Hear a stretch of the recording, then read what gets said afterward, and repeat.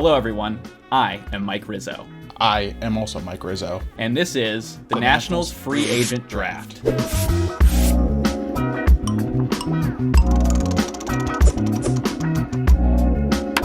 That's right. You're not seeing double. There are two Mike Rizzos here. Myself and Nick. We're going to be playing Mike Rizzo, and we're going to be drafting some free agents for the Nationals. So here's how the rules will work. So first of all, this is going to be a draft, so it'll be snake draft style. So with one of us picks, the next person will have 2 picks, and then the first person will get the 4th pick.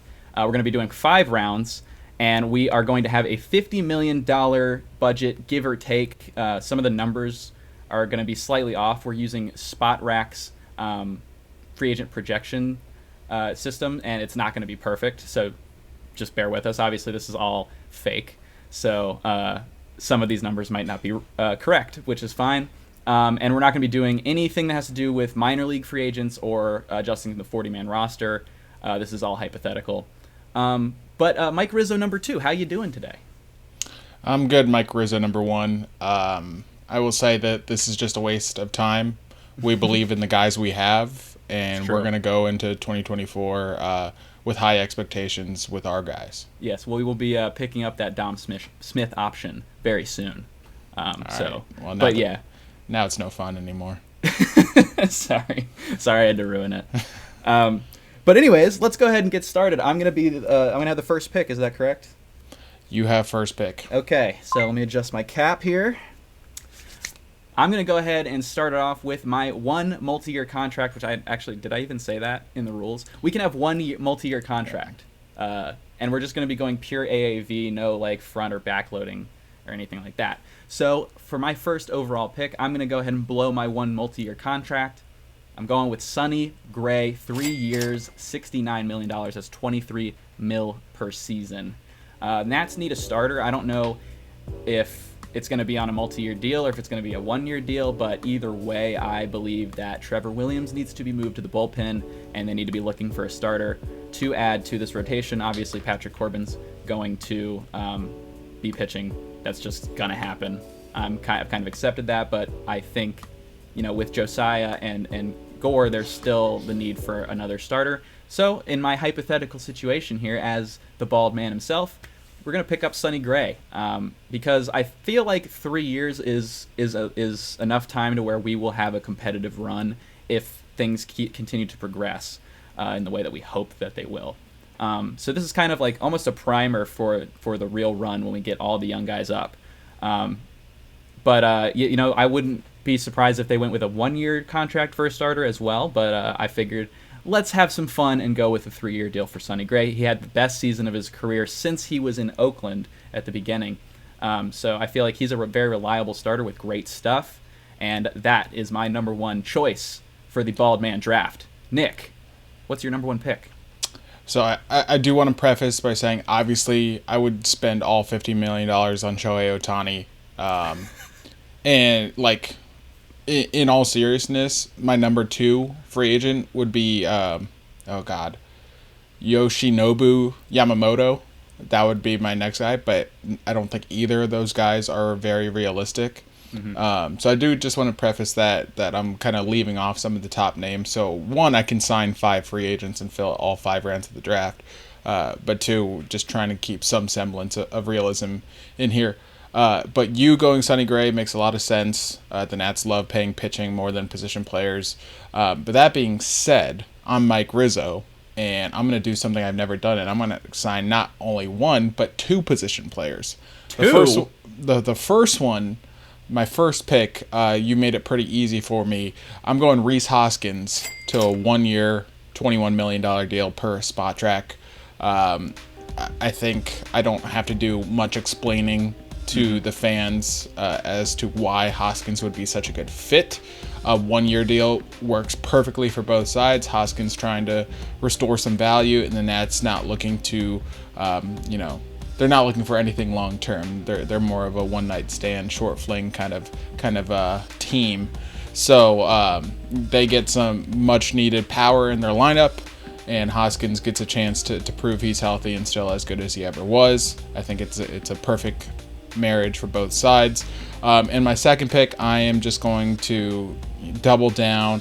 I am going to use my multi-year contract right here. I'm signing Jorge Soler to a multi-year deal. Okay. Yes, the outfield's crowded, but Soler would be a much better DH than Joey Meneses was. Yeah.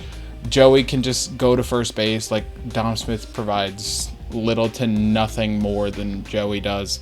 Like, I can live with either Soler in the outfield this year or Meneses at first this year. Don't care either way. But Soler's bat needs to be in the lineup. That's 30 home runs a year. You add him and Hoskins, we're talking like 55 to 60 more home runs for a lineup that desperately needs some power. I think that's exactly the start I want my team to have this offseason. Soler's love it. $14 million, by the way, so I'm at 36. 14. Okay. Or cool. $35 million, so I have 15 left. Yep. And Hoskins obviously has been floated around as a potential 1-year deal for the Nats, which I would be down for. I went with a slightly different direction for my picks, but I like that you're infusing power right away into a lineup that severely needs it. I would love to have both of those guys. That would be, like you said, that's 60 homers. That is a massive boost for a team that did not hit very many at all. So I really, I like those picks a lot, actually.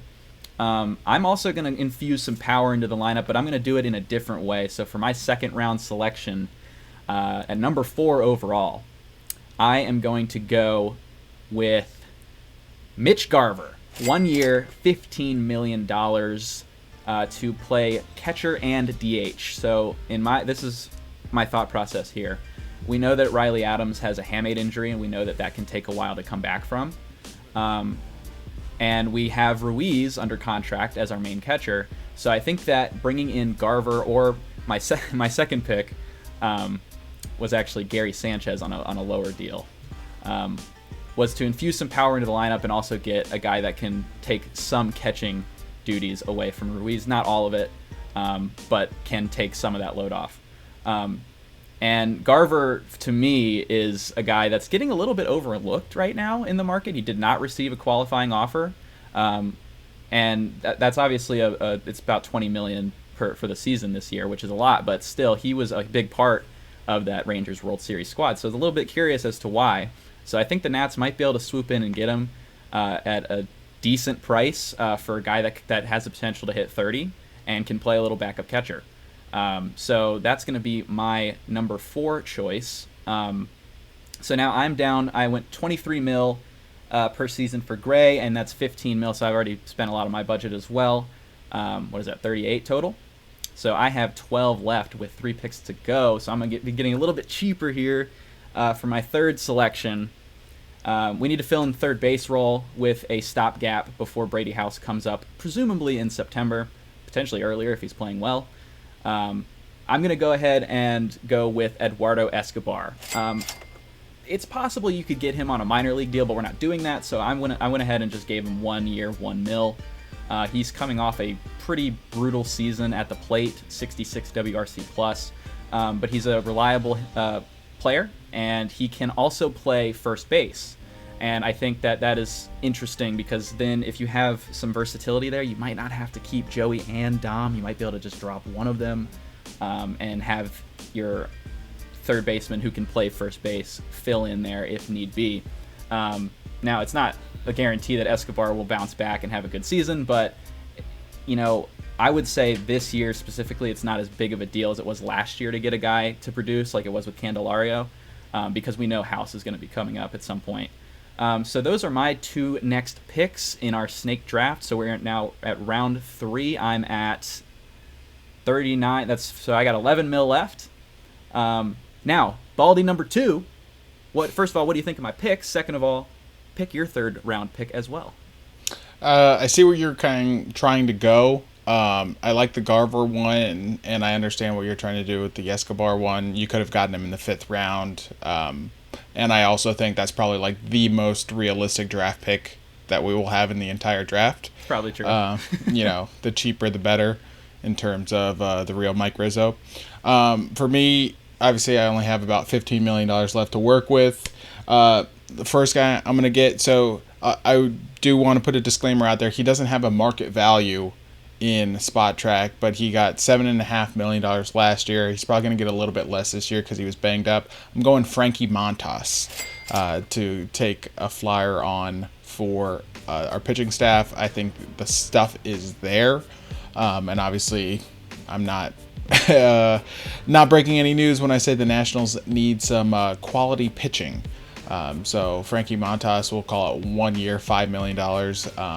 And then I am actually going to double down. I'm going to go, I don't know how you say his last name. Tyler Mahle. Is that right? Mahle? I think it's been pronounced both ways, but yeah, Tyler Mahle. Again, no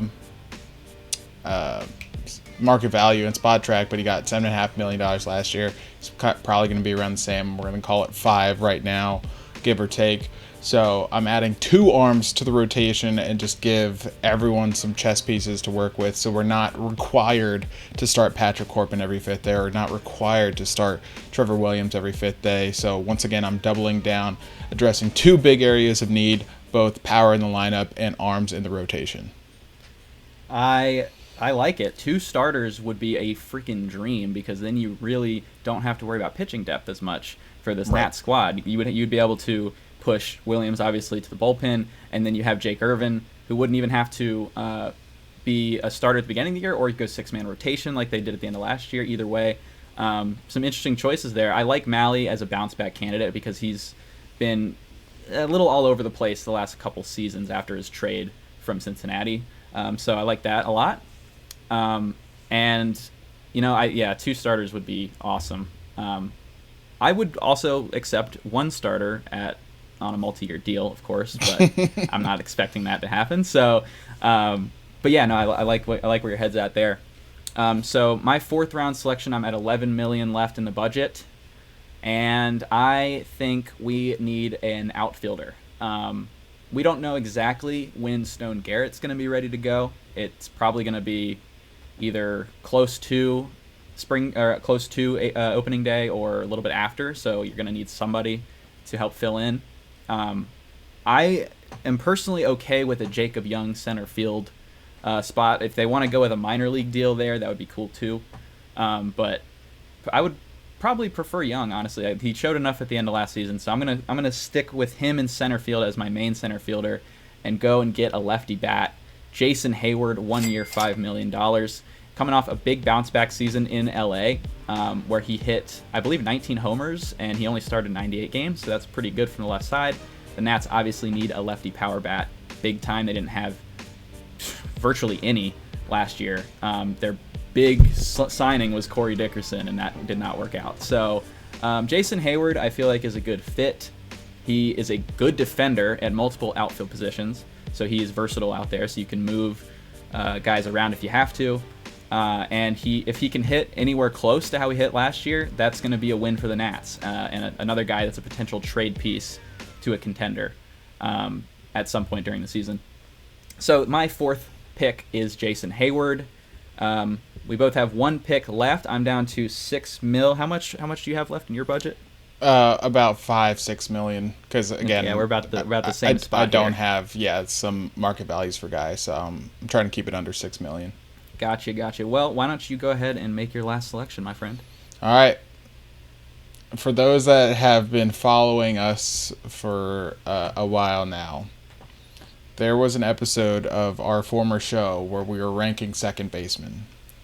And I famously ranked this guy the 3rd best second baseman in baseball. It was a stretch.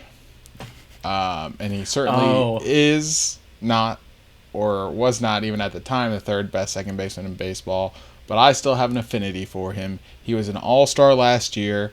The Nationals have clearly given up on Luis Garcia and any other options at second base. That's right, I am signing the all-star, the Silver Slugger finalist, the GOAT, Whit Merrifield, to a 1 year, $6 million deal. Bring him home, baby. Bring him home. Whit Merrifield. Second base is definitely an interesting spot going into this offseason. I personally believe in giving Luis a second shot at a starting role, but I get where you're coming from there. Obviously, he didn't perform. Whit's a utility guy. He can go play left field too, and then Luis slides right in. I'm good, baby. I'm good. and can hit lefties pretty well as well. So that's a pretty good pickup. The versatility makes it even better, because then you can get Luis in if he's playing well, and also get Merrifield in somewhere in the lineup. So that's interesting. Speaking strictly as Mike Rizzo here, Davey Martinez loves Ildemaro Vargas, and Ildemaro Vargas is our starting third baseman next year. So that is why a third baseman was not drafted by Mike Rizzo too. Yeah. So has Whit played any third? He will now. He will now. There you go. I know. Yeah, he's played obviously up the middle everywhere, so that's big. I do like that selection. Wasn't actually expecting you to go with a second base type guy, but there is definitely something to be said about it, because they're just clearly not 100% in on Luis Garcia, and I don't know if I am either, but I guess we'll have to wait and see if they end up going with him as a starter. So that wraps up Mike Rizzo's draft. Now Mike Rizzo myself is going to finish his draft. I was like, the Mike Rizzo back and forth is confusing me. Yes, Mike Rizzo is going to finish with my final selection. I'm looking at a bullpen piece. The Nats need bullpen depth. This isn't the best free agent market for it, but they still need to do something. Particularly from the left side, of which they do not have much currently. It's pretty much Jose Ferrer, and that's it. So, when you have a guy, a lefty, who has a high upside at the trade deadline, teams are generally going to look to try and give you something for that. So even if these guys don't work out, I would say that I have two guys that I would consider signing, and for my first choice, I'll go with Andrew Chafin at a 1-year, $5 million deal. That's a good deal. It's a bounce back deal. He didn't have the best season last year, and still was traded mid-year for a prospect. So there you go. But if he does have a bounce back season, ends up pitching really well, then the Nats could flip him for a potential prospect. So that's kind of what we're looking for reliever wise. Guys that can get some trade value and provide some depth in the back end of their rotation. I like it. I mean, Chafin has kind of been he was on my radar last year. And then he signed like a very reasonable deal to go to Arizona, I believe. And then, and then he was traded. Did nothing. Yeah, and then he didn't pitch great in Arizona. He pitched all right. And they still managed to offload him to Milwaukee. So, and they went on to win the not win the World Series, but win the pennant. Yeah, so, there's something to be said about those lefty relievers and their trade value at the deadline. All right, so full squads recap. What was your full squad again? I went Rhys Hoskins to play first base DH. I went Jorge Soler to play outfield and DH. So we have kind of a three-man platoon going on with Joey Meneses there. But obviously Meneses can, hit the road for all I care once I have Hoskins and Soler in the lineup. I went Frankie Montas and Tyler Malley to solidify the rotation. Mm-hmm. And then I went Whit Merrifield to be my veteran presence, kind of a utility guy, primary second baseman to round out my free agent signing. Yeah, I didn't actually mention Montas, but that is a very interesting contract if it were to be signed, because he's coming off shoulder injury, but he's very talented. Another guy that you could flip at the deadline if he has a good season. Yep. So good stuff there. My squad, full squad, I went number 1 overall, Sonny Gray, 3 years, $69 million. My number 2 pick was Mitch Garver, 1 year, $15 million. My third pick, I went a little bit conservative and went with Eduardo Escobar, 1 year, $1 million. Fourth pick, I went ahead and picked up Jason Hayward, 1 year, $5 million, and my final pick was Andrew Chafin, 1 year, $5 million. So I think I was slightly under budget, but I was slightly over budget. Yeah, that's also fine. We're not exactly sure, once again, how these contracts are going to shape out. None of these are actually going to happen anyway. So yeah, I mean, we'd like to see them. They definitely need to be adding some free agents here. I wouldn't go crazy in this particular class, but there's definitely some guys that can be picked up. And did you have it? Oh, sorry. Go ahead. Oh, I was just gonna say, and like we said, there's gonna be minor league deals as well for some bounce back candidates, probably some bullpen arms, but we didn't get into that today. What'd you got? Did you have any honorable mentions? Some guys that just missed the cut due to budgetary reasons. Yes. Well, okay. So you mentioned Yamamoto. He was a secondary pick. I didn't go with him because it's totally it's so unrealistic it won't happen. Yeah, like if you add in the posting fee, I think the MLB Trade Rumors projected contracts, like, again, adding in the posted fee is like 7 years, $211 million.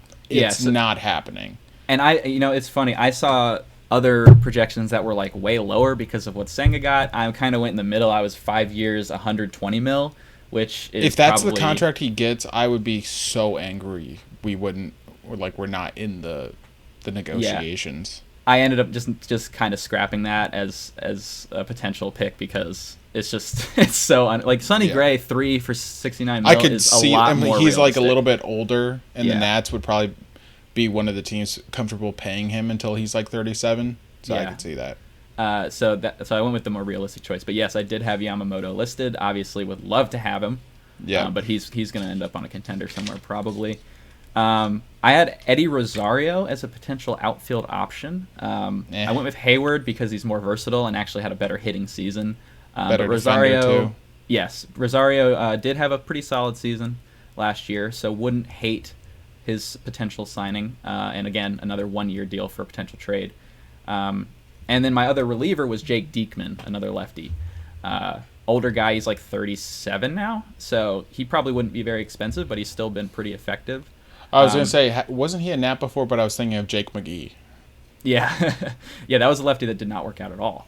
No. But yeah, Diekman would be a decent option if they don't go for Chafin, I believe. But, try and get a lefty reliever this year. I think that's probably something they need. I'm just like admiring my bald cap and how you can see like everything. Sorry. I'm like looking at mine myself looks so much worse. Mine looks so much worse than when we started now. It's actually crazy. It's like sliding up on my head. If you're listening to the podcast form, do yourself a favor and go check out our YouTube. Cause yes, we're wearing bald caps. We're ridiculous, right? We didn't mention now. That, but we are. If I sit far enough back, it almost looks like it's all one piece. I look like a cone head. I look like a penis.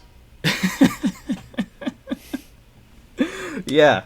So. That's what we were going for, by the way. In case you're confused, we weren't trying to look realistic here, but because none of these draft picks are realistic. But I think we have some other stuff we want to get into. So I was going to give my honorable mentions too. Yeah, go for it. Sorry, didn't mean to cut if you had gone Rhys Hoskins at the 101, I was ready to pivot to Matt Chapman. Okay.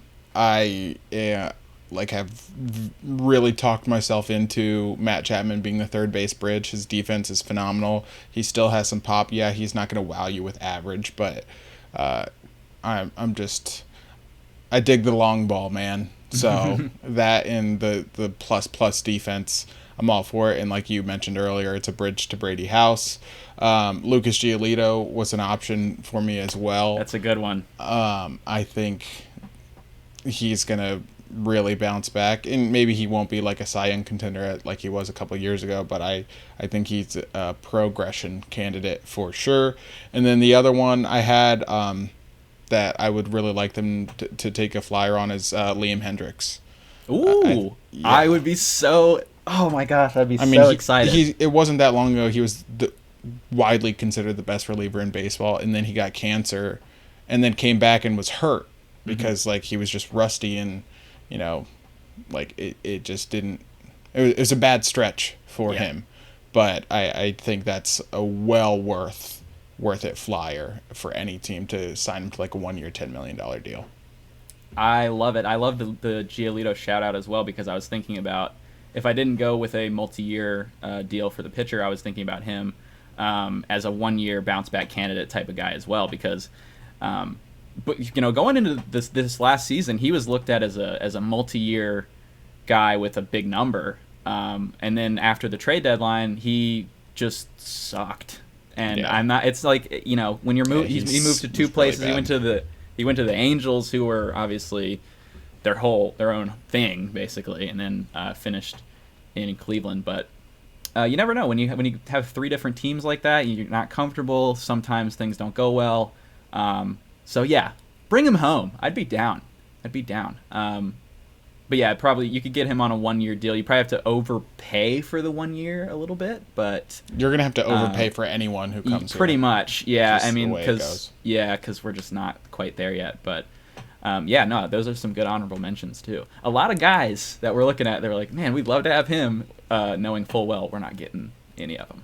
But for anyone who thinks like, oh, I would look good bald. No, you wouldn't. Yeah, no. You wouldn't. You know what? I gotta give Mike Rizzo credit. He can actually pull it off a little bit. And my head is just so much longer than I realized. Mine, I don't know what the heck's going on with my bald cap here, but it just doesn't fit right. I look terrible, and that's the whole point. All right, so let's move on to some Nats news. Obviously, the offseason has now officially gotten underway. We haven't really seen anything yet. There was a kind of a minor trade, Mark Hanna going from the Brewers to the Tigers, and then some low-level moves, but no real splashes or signings in free agency yet. The Cubs did swoop in and steal Craig Counsell from both the Mets and Brewers, making him the highest-paid manager in baseball history at $8 million a year. So that really sours Counsell's legacy in Milwaukee, which is unfortunate, but if you're a Cubs fan, you're excited. And as a Nationals fan, having rebuilt at the same time as the Cubs, it sucks. As a Nats pretty fan, jealous. Because not only were you 1 game away from the playoffs, you now have arguably the best manager, at least one of the best managers in baseball, a very aggressive front office, and you've made the smart signings like Cody Bellinger, Marcus Stroman, been really aggressive in your pursuit to rebuild, and most likely you're going to land yet another top-tier free agent after you already added Dansby Swanson and Seiya Suzuki and stuff like that. So, yeah, fun stuff if you're a Nats fan. But the other so fun stuff is the coaching changes, and I think I at least kind of expected something like this when you were shuffling so much of the coaching staff and letting guys go seemingly at random, not letting guys like Hickey or Coles go when there's actual evidence to back or to support why you would let them go. They were just letting guys go at random regardless of performance, from the outside looking in. I knew I would see this bastard again one day, and I'm going to see him at first every single time because he's a cheerleader. He's just a cheerleader, but the Nats have officially hired Gerardo Parra to be their first base coach, which it is what it is. Davies just loves his guys. Yeah, cheap and hiring his friends and the guys he likes. It is what it is. The other notable move was the Nats have hired Miguel Cairo to be their infield coordinator, specifically working on defense and stuff like that. They certainly need it. I don't hate the move. Yes, I know Miguel Cairo and David Martinez were teammates down in Tampa. That part sucks. But at least Miguel Cairo has coaching experience. He was the Mets minor league infield coordinator for the past couple of years, and he's a 17-year vet himself. He was kind of a pretty good utility man. He was never all that good offensively, but he managed to play 17 years because of his versatility and his ability to play a solid defense. He was definitely better in the infield than the outfield, so it makes sense that he's the infield defensive coordinator. But, it is what it is for Davey Martinez's staff, and we will see how it unfolds. But did you have any instant reaction to the news? I mean, it's the. Yep. That's basically it. I can't even get it out. It's not even Parra himself. It's the fact that they just got worse for no reason. You hire a guy with no coaching experience over a guy who has coaching experience, who made your shortstop into a freaking stolen base machine, and really improved your base running. I know there were specific areas that they could have done better, but overall, huge improvements from Eric Young in this base running. And then you hire a guy who, for his career, is a negative base runner to be your base running coordinator. It doesn't really make any sense. When you had a guy who, in his playing career, was a great base runner. So it just doesn't make sense to get worse for no reason. Was Eric Young Jr. making that much money to where they had to bring in a guy underneath him to make less money? No. So like the Parr signing in that case doesn't really make sense. He's there for vibes. Sometimes vibes can be important. But with a young team, you'd rather have a really good base running coordinator who can help you, basically help get rid of those mental errors. Because that's what young guys struggle with. I also just need to quickly mention, I believe Cairo is actually going to be the bench coach. He was the infield coordinator for the Mets, but I think he's also going to be the bench coach for the Nats. So at least it won't be Henry Blanco. That's the one good news. Yeah, if he got promoted after Ruiz's catching season, that would have been pretty ridiculous. But yeah, no, it's not even Parr himself. It's just that they hired a coach with no experience when they had a coach with experience who was doing a pretty good job. Seemingly. I mean, maybe they know something we don't because they're there and we're not, but it's just weird because then you see Gary DiSarcina popping up on my Twitter timeline getting managerial looks. Interviews. I'm like, that's now two players or two coaches that have been let go that have been rumored to be managers. Not saying they're going to get hired as them, but have been rumored. Bogart and now DiSarcina. That's pretty crazy and doesn't really happen that often like that. So, yeah, I don't know. It's going to be kind of weird. As long as they spend some money in free agency, just a little bit, more than what they spent, like less than $25 million last year. That's not acceptable. They have to go over that. If they do that, I won't be as upset about the coaching decisions. But yeah, if they stick with the current roster for the most part, then we might be seeing some regression. It's possible. You want to do, just real quick, a realistic Nationals free agency draft? Yeah, sure. Yeah. Let's do it. Here we go.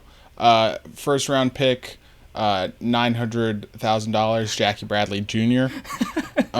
Second round pick, $925,000, Victor Arano. Dude, bringing him back. Hell yeah. Yep. Third round pick, actually he's already been in that. Third round pick at $720K, Archie Bradley. Fourth round pick to solidify the rotation at $720K, Dallas Keuchel. Oh yeah. And the number 5 pick, let's see. Okay, here we go. We believe in the guys we have. We had him. We didn't have him, but now we have him again. Wander Suero. Yeah, those are some pretty great options. You forgot the 6th round where they pick up Michael A. Taylor on a 3-year contract. We were about to go the whole episode, man. I had to throw it in there. Because, we were discussing before that bringing back Michael A. is not a 100% not going to happen type of thing. Like, it could totally realistically happen, and that's pretty terrifying. So, in all seriousness, though, Harrison Bader has been linked to the Nationals, and he didn't make my honorable mentions because Spot Trek has his value at $15 million, and it's very weird. I would never pay him that much. But if it's a 1-year, $5 million deal, I am really buying into the Yankees dip when people go to the Yankees and severely underperform. I think it's worth taking a chance on them. It doesn't always work, but you look at Sonny Gray. Sonny Gray was awful with the Yankees, and he's been great everywhere else. Literally everywhere else he's ever been. So Harrison Bader, young, defensive ability, has some pop in his bat. I think that's a worthwhile flyer, especially, the Victor Robles saga seems like it's coming to an end. The two sides honestly just hate each other.